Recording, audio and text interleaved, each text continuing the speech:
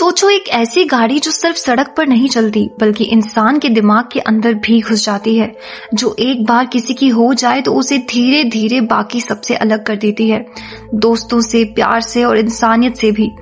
1983 की cult horror thriller movie Christine एक simple car की कहानी नहीं है बल्कि एक जिंदा शैतान की है जो लोहे के शरीर में कैद है। जब एक सीधा साधा और अकेला लड़का एक पुरानी सी प्लेमोथ फरी कार खरीदता है तब उसे बिल्कुल अंदाजा नहीं होता कि ये गाड़ी उसकी किस्मत बदलने नहीं बल्कि उसकी पूरी जिंदगी को कंट्रोल करने वाली है। जैसे जैसे कार रिपेयर होती जाती है वैसे वैसे लड़का बदलता जाता है, उसका कॉन्फिडेंस बढ़ता है, लेकिन साथ ही उसके अंदर एक अंधेरा भी पैदा होता जाता है। और फिर शुरू होता है खून, बदला और दर्द का वो सिलसिला जहां जो भी क्रिस्टीन के और उसके मालिक के बीच आने की कोशिश करता तो वो जिंदा नहीं बच पाता। कहानी की शुरुआत 1957 में होती है जहां एक कार फैक्ट्री के अंदर कई नई गाड़ियां तैयार की जा रही होती हैं, लेकिन उनमें से एक लाल रंग की गाड़ी कुछ अलग ही लगती है।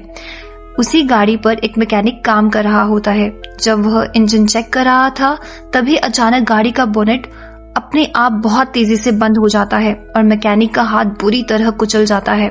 उसे तुरंत अस्पताल ले जाया जाता है। उसके बाद एक दूसरा मैकेनिक उस गाड़ी के अंदर जाकर काम करने लगता है। काम करते हुए वह सिगार पी रहा होता है और उसकी सिगार की राख सीट पर गिर जाती है। वह उस राख को वहीं छोड़ देता है और बिना ध्यान दिए अपना काम करता रहता है। उसे बिल्कुल भी अंदाजा नहीं होता कि यही छोटी सी लापरवाही उसकी जान ले लेगी। कुछ घंटों बाद फैक्ट्री का काम खत्म हो जाता है और सारे वर्कर घर जाने लगते हैं। तभी सुपरवाइजर की नजर उस लाल गाड़ी पर पड़ती है जिसकी हेडलाइट अभी भी जल रही होती है। वह गाड़ी के पास जाता है और जैसे ही दरवाजा खोलता है अंदर से उसी सिगार पीने वाले मैकेनिक की लाश बाहर मिल जाती है। अब कहानी 21 साल आगे बढ़ती है और हमें 1978 का वक्त दिखाया जाता है जहां हम डेनिस गिल्डर नाम के एक स्टूडेंट को देखते हैं जो अपनी कार में बैठकर अपने दोस्त अर्नी कनिंगम के घर पहुंचता है। अर्नी एक सीधा साधा पढ़ाकू और शर्मीला लड़का होता है।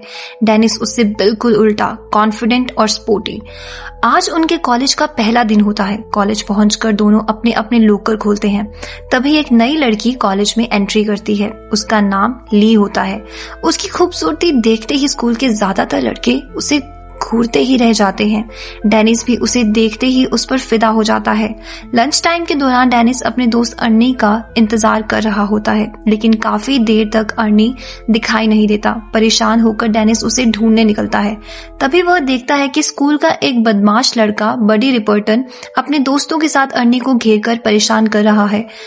बडी अर्नी का लंच बॉक्स छीन लेता है और उसे चाकू दिखाकर धमकाने लगता है।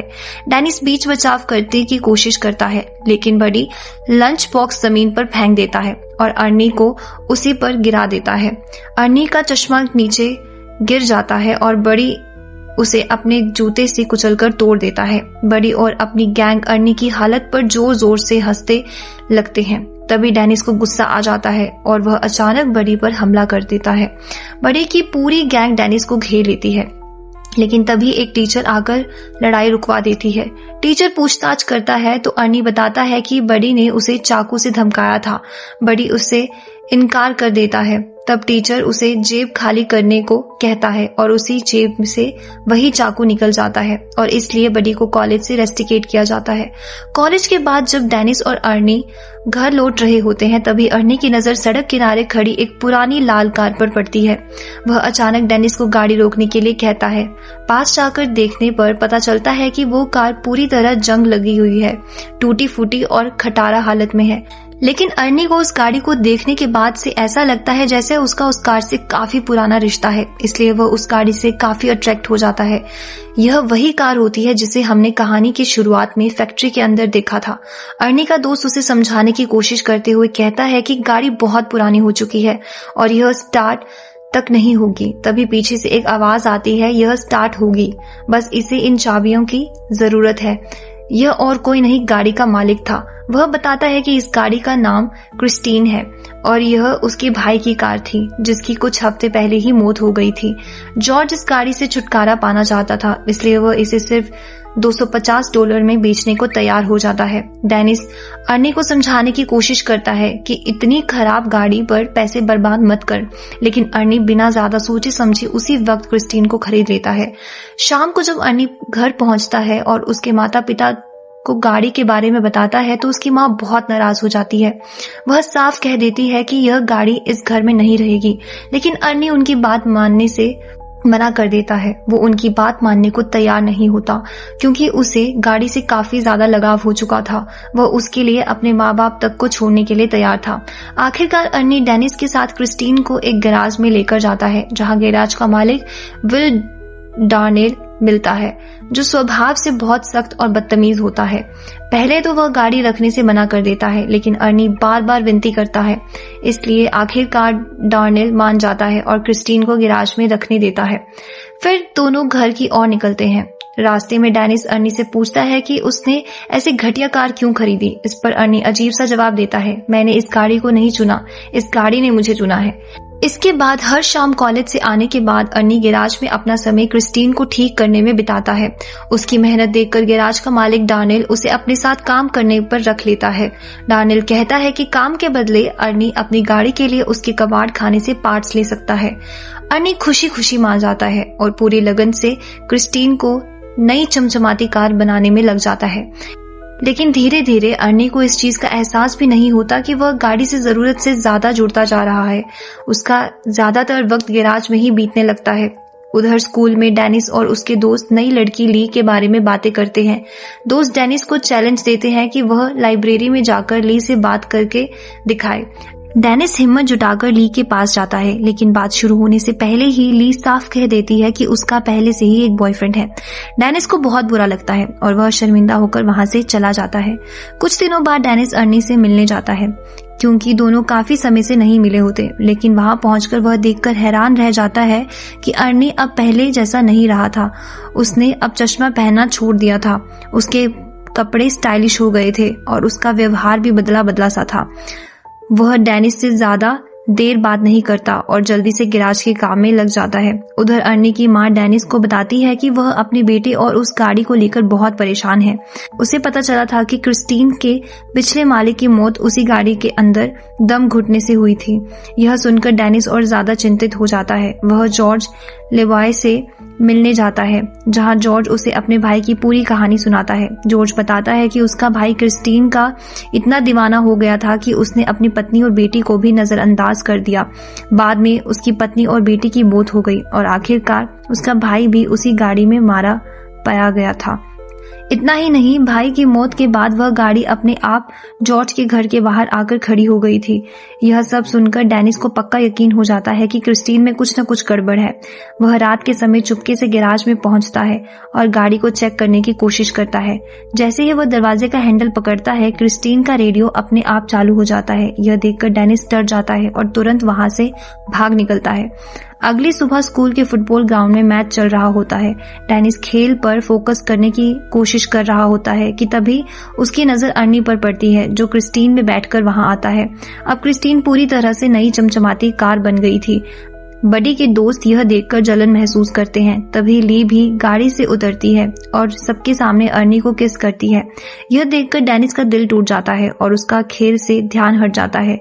उसी दौरान दूसरी टीम का खिलाड़ी उसे जोर से धक्का दे देता है, जिससे डेनिस जमीन पर गिरकर बेहोश हो जाता है। कई दिनों बाद जब डेनिस को होश आता है तो वह हॉस्पिटल में होता है। उसकी टांग और गर्दन पर प्लास्टर लगा होता है। अर्नी उसे मिलने आता है, लेकिन अब वह पहले से भी ज्यादा अजीब और फीलिंगलेस जैसा व्यवहार करता है। डेनिस को पूरी तरह एहसास हो जाता है कि उसका दोस्त बदल चुका है। इसके बाद एक शाम अर्नी ली को मूवी देखने ले जाता है, जहां सामने मूवी प्ले हो रही होती है और सभी अपने कारों में बैठकर उसे एंजॉय कर रहे होते हैं और यह दोनों कार में बैठकर एक दूसरे को किस करने लगते हैं। लेकिन जैसे ही अर्नी इंटीमेट होने लगता है, ली का अचानक मूड ऑफ हो जाता है और वह गाड़ी से उतरकर चली जाती है।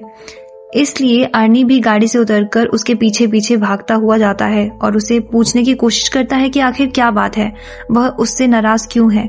तब ली बताती है कि क्रिस्टीन से ज्यादा प्यार करता है और हमेशा क्रिस्टीन के बारे में ही बातें करता रहता है, जिस पर अर्नी किसी तरह ली को वापस गाड़ी में चलने को मना लेता है और लेकिन विंडशील्ड खराब होने की वजह से वह उसे ठीक करने के लिए बाहर निकलता है। इधर ली अकेली गाड़ी में बैठी हुई कुछ खाने लगती है कि अचानक रेडियो अपने आप चालू हो जाता है। डैशबोर्ड से तेज रोशनी निकलती है और ली की आंखों में चुभने लगती है और खाना उसके गले में फंस जाता है, जिस वजह से उसका दम घुटने लगता है। वह सांस नहीं ले पा रही होती। अर्नी बाहर से दरवाजा खोलने की कोशिश करता है लेकिन गाड़ी अंदर से लॉक हो चुकी होती है। ऐन वक्त पर ली दरवाजा खोलने में कामयाब हो जाती है और पास खड़ा एक आदमी उसकी मदद कर देता है, लेकिन अर्नी को गलतफहमी हो जाती है कि वह आदमी ली के साथ जबरदस्ती करने की कोशिश कर रहा था, लेकिन वह आदमी नीचे गले में फंसा खाना बाहर निकालने की कोशिश कर रहा था, जिसमें वह कामयाब हो जाता है और ली बच जाती है। इसके बाद अर्नी ली को घर छोड़ देता है। ली साफ कह देती है कि वह अब उसके साथ उस गाड़ी में कभी नहीं जाएगी, क्योंकि उसे यकीन हो गया था कि क्रिस्टीन ने उसे मारने की कोशिश की है। अर्नी यह सब ली का वह मानकर बात को टाल देता है और गाड़ी में बैठते ही वह क्रिस्टीन से कहता है कि वह हमेशा सिर्फ उसी से प्यार करेगा। यह कहते ही गाड़ी अपने आप स्टार्ट हो जाती है और फिर वो उसे गैराज में ले जाकर पार्क करता है। उसी रात बड़ी और उसके दोस्त गैराज में घुसकर क्रिस्टीन को पूरी तरह तबाह कर देते हैं।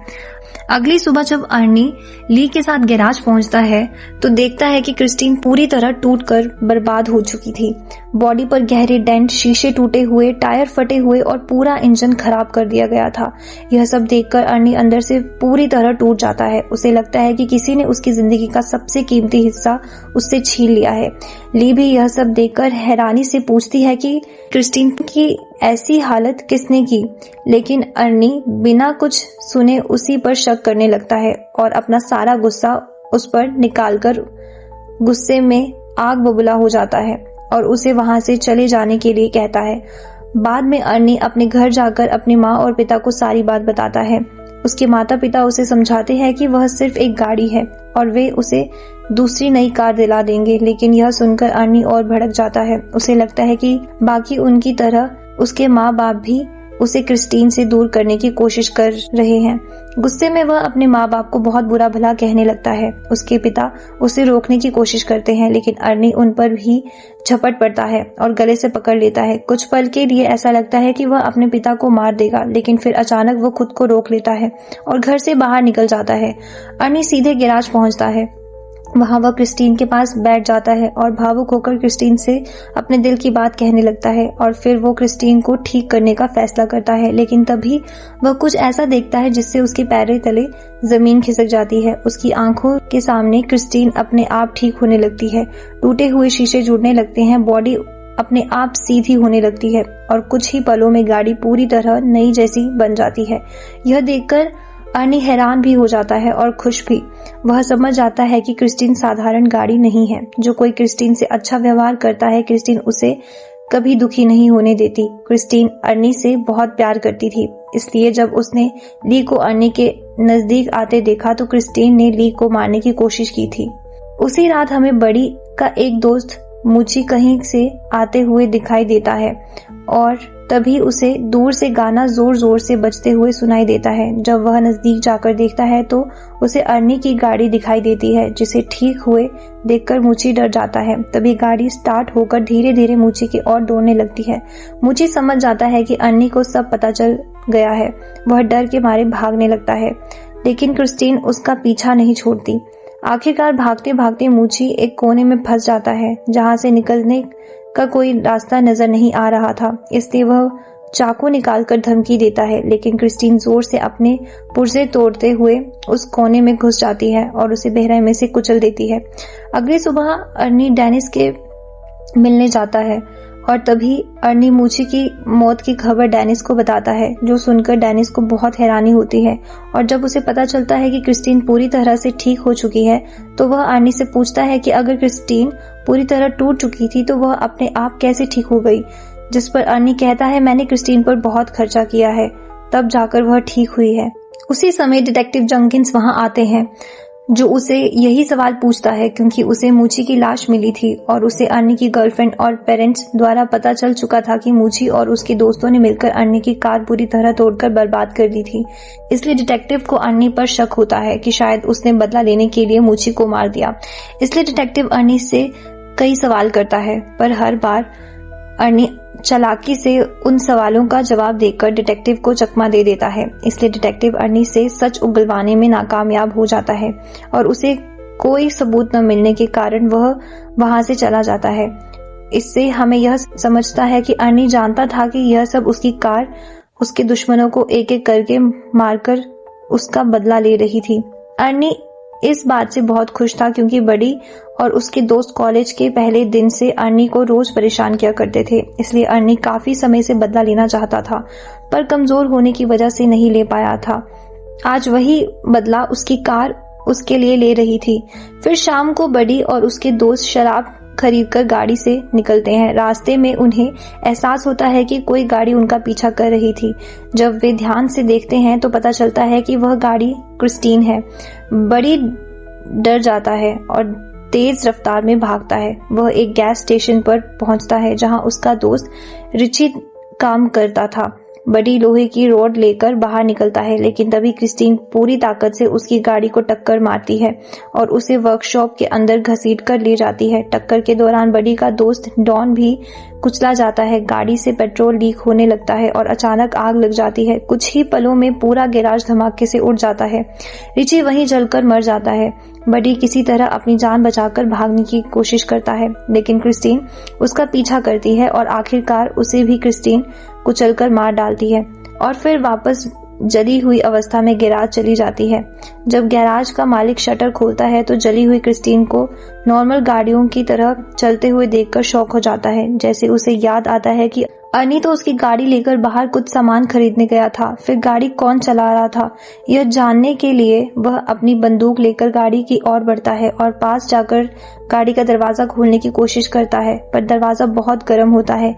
इसलिए वह कपड़े की सहायता से दरवाजा खोलता है और जैसे ही अंदर झांकता है उसे वहां कोई नहीं दिखाई देता। यह देखकर वह शॉक हो जाता है। आजू बाजू जब जगह ढूंढने पर भी जब कोई नहीं दिखता तो आखिरकार थक हार कर वह गाड़ी में ही बैठ जाता है, लेकिन यह उसकी आखिरी गलती साबित होती है। दरवाजे अपने आप लॉक हो जाते हैं और क्रिस्टीन सीट को आगे धकेलकर उसे मार डालती है।